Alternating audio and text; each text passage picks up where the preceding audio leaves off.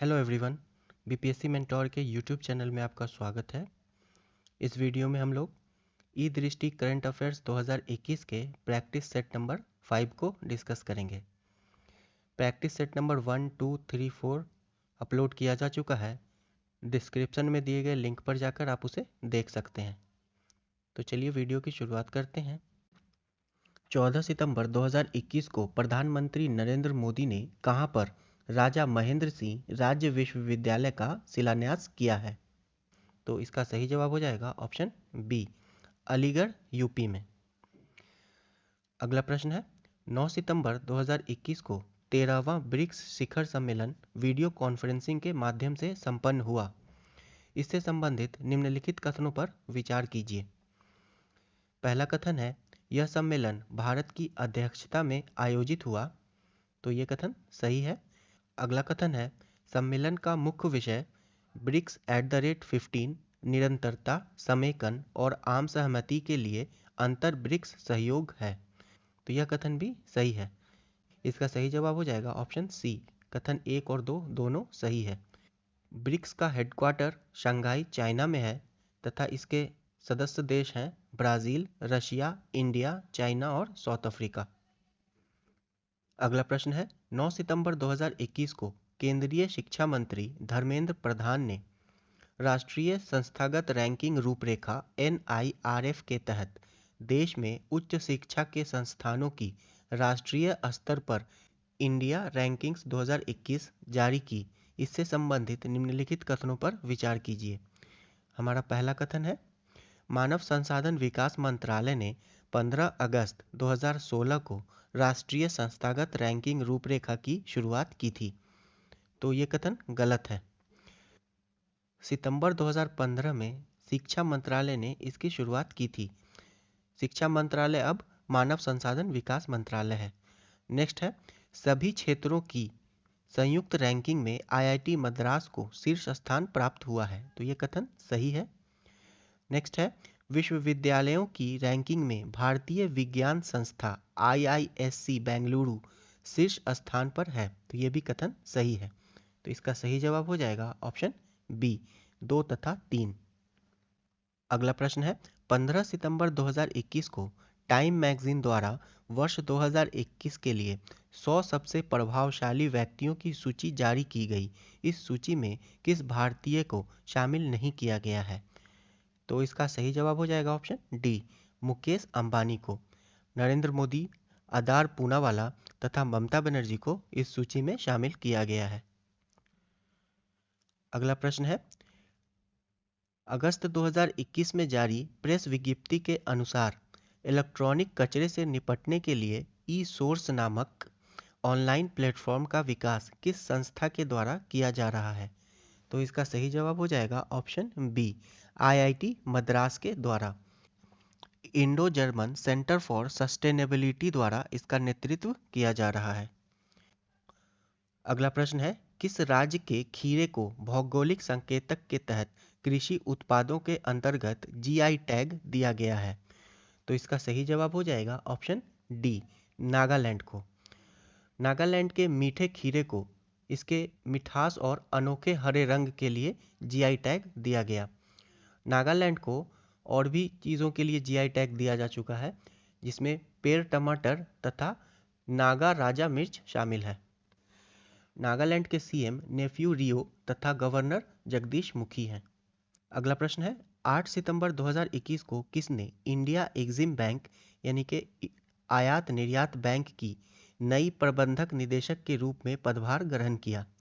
तो इसका सही जवाब हो जाएगा ऑप्शन बी, हर्षा बंगारी ने। अगला प्रश्न है सितंबर 2021 में राष्ट्रपति रामनाथ कोविंद ने उत्तर प्रदेश के किस शहर में उत्तर प्रदेश राष्ट्रीय विधि विश्वविद्यालय की आधारशिला रखी?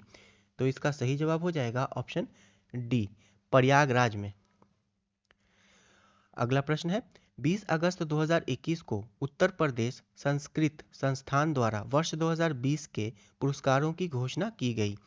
इसके तहत किसे संस्थान का सर्वोच्च पुरस्कार विश्व भारती पुरस्कार प्रदान किए जाने की घोषणा की गई? तो इसका सही जवाब हो जाएगा ऑप्शन सी, प्रोफेसर ओम प्रकाश पांडे।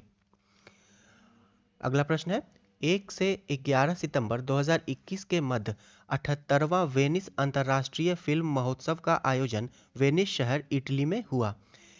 इसमें किस फिल्म को सर्वश्रेष्ठ फिल्म के लिए गोल्डन लॉयन पुरस्कार प्रदान किया गया? तो इसका सही जवाब हो जाएगा ऑप्शन बी, हैपनिंग मूवी को गोल्डन लॉयन पुरस्कार प्रदान किया गया। अगला प्रश्न है, सितंबर 2021 में हिंदी दिवस के अवसर पर किस भारतीय प्रौद्योगिकी संस्थान द्वारा भारतीय संस्थानों में इंजीनियरिंग पाठ्यक्रम के दौरान भाषा की बाधा को समाप्त करने हेतु एक अनुवाद परियोजना, जिसे उड़ान परियोजना कहते हैं, शुरू की गई? इसका सही जवाब हो जाएगा ऑप्शन डी, आईआईटी बॉम्बे के द्वारा। अगला प्रश्न है, सितंबर 2021 में घायलों को सुरक्षा प्रदान करने के उद्देश्य से किस राज्य में मुख्यमंत्री चिरंजीवी जीवन रक्षा योजना शुरू की गई? तो इसका सही जवाब हो जाएगा ऑप्शन बी, राजस्थान सरकार के द्वारा। राजस्थान के सीएम है अशोक गहलोत तथा गवर्नर है कलराज मिश्र। अगला प्रश्न है, पुस्तक शगी बेन के लेखक कौन है? तो इसका सही जवाब हो जाएगा option B, Louise Gluck. Louise Gluck Shuggie Bain के लेखक हैं। लुइस ग्लुक को शगी बेन पुस्तक के लिए वर्ष 2020 का बुकर पुरस्कार भी दिया जा चुका है।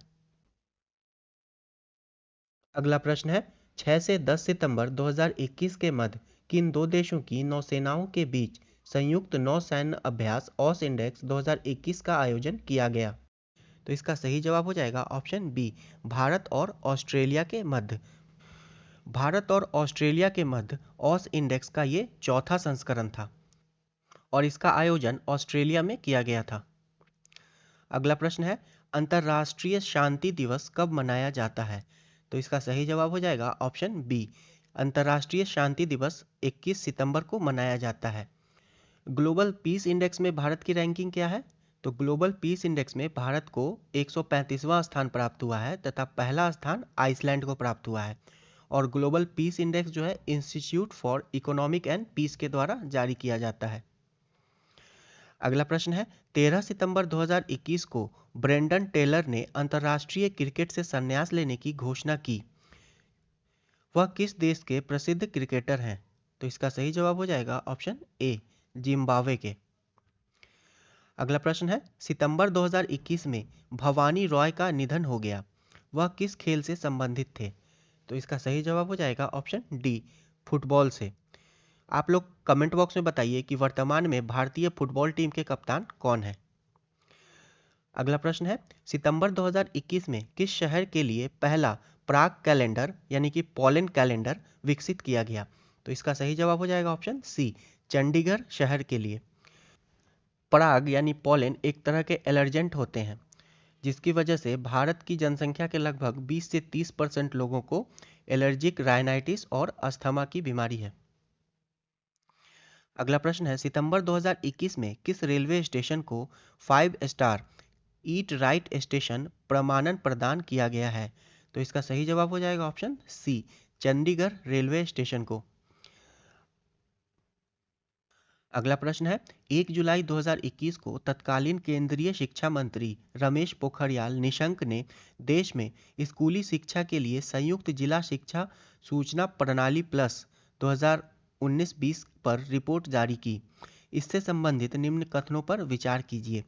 इस रिपोर्ट के अनुसार वर्ष में स्कूली शिक्षा के सभी स्तरों पर सकल नामांकन अनुपात में वर्ष 18-19 की तुलना में सुधार नहीं हुआ है। तो ये कथन गलत है। इस रिपोर्ट के अनुसार इसमें सुधार हुआ है और 2% का सुधार हुआ है। पहले 87.7% था, अब 89.7% ये हो गया है। नेक्स्ट है, वर्ष 19-20 में प्राथमिक से उच्च माध्यमिक तक लड़कियों का नामांकन 12.08 करोड़ से अधिक है। तो ये कथन सही है। नेक्स्ट है, यह रिपोर्ट स्कूली शिक्षा छात्र शिक्षक अनुपात लड़कियों के नामांकन के सभी स्तरों पर सकल अनुपात में आए सुधार को दिखाता है। तो ये कथन भी सही है। तो इसलिए हमारा सही उत्तर हो जाएगा ऑप्शन ए, 2 और 3।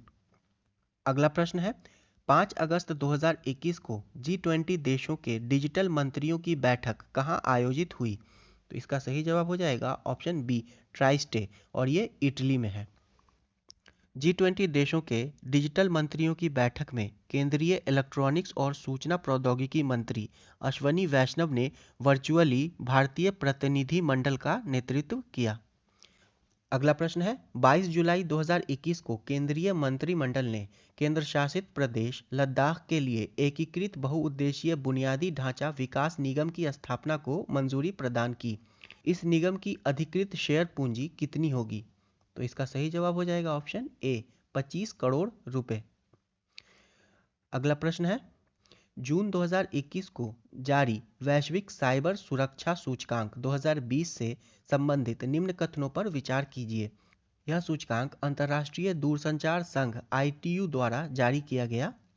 इस सूचकांक में यूएस को शीर्ष स्थान प्राप्त हुआ है तथा सूचकांक में भारत को 20वां स्थान प्राप्त हुआ है। तो ये कथन सही नहीं है। इस सूचकांक में भारत को 10वां स्थान प्राप्त हुआ है। बाकी दोनों कथन सही है। हमारा सही उत्तर हो जाएगा ऑप्शन ए 1 और 2 सही है। अगला प्रश्न है जुलाई 2021 में किस देश ने दुनिया का पहला संयुग्मित कोविड-19 टीका विकसित किया है? तो इसका सही जवाब हो जाएगा ऑप्शन डी क्यूबा। क्यूबा का कैपिटल है हवाना। अगला प्रश्न है जुलाई 2021 में एरियल हेनरी ने किस देश के नए प्रधानमंत्री के रूप में पदभार ग्रहण किया? तो इसका सही जवाब हो जाएगा ऑप्शन सी हैती, और हैती का कैपिटल है पोर्ट ओ प्रिंस। अगला प्रश्न है जुलाई 2021 में भारत का कौन सा शहर देश में ड्रिंक फ्रॉम टैप की सुविधा प्रदान करने वाला पहला शहर बन गया है? तो इसका सही जवाब हो जाएगा ऑप्शन ए पुरी, जो कि उड़ीसा में है। उड़ीसा के सीएम है नवीन पटनायक और गवर्नर है गणेश लाल। अगला प्रश्न है जुलाई 2021 में किसे प्रतिष्ठित लोकमान्य तिलक राष्ट्रीय पुरस्कार प्रदान किए जाने की घोषणा की गई? तो इसका सही जवाब हो जाएगा option D doctor Cyrus Poonawalla को। और doctor Cyrus Poonawalla serum institute of India के अध्यक्ष हैं और सीरम इंस्टीट्यूट ऑफ इंडिया के द्वारा ही कोविशील्ड वैक्सीन विकसित किया गया है। अगला प्रश्न है जुलाई 2021 में मुख्यमंत्री महालक्ष्मी योजना किस राज्य में शुरू की गई? तो इसका सही जवाब हो जाएगा ऑप्शन ए उत्तराखंड में। उत्तराखंड के सीएम है पुष्कर सिंह धामी और गवर्नर है गुरमीत सिंह। अगला प्रश्न है 25 जुलाई 2021 को केंद्रीय गृह मंत्री अमित शाह ने कहां पर हरित सोहरा वनीकरण अभियान का शुभारंभ किया? तो इसका सही जवाब हो जाएगा ऑप्शन सी चेरापूंजी, और चेरापूंजी मेघालय में है। मेघालय के सीएम है कॉनरैड सांगमा और गवर्नर है सत्यपाल मलिक। इस सेट का आखिरी प्रश्न है कोविड-19 crisis of civilization and solution पुस्तक के लेखक कौन है? तो इसका सही जवाब हो जाएगा ऑप्शन सी कैलाश सत्यार्थी। अगर वीडियो पसंद आ रहा हो तो प्लीज़ इसे लाइक कर दें और अब तक हमारे चैनल को सब्सक्राइब नहीं किया है तो प्लीज़ इसे सब्सक्राइब कर दें। धन्यवाद।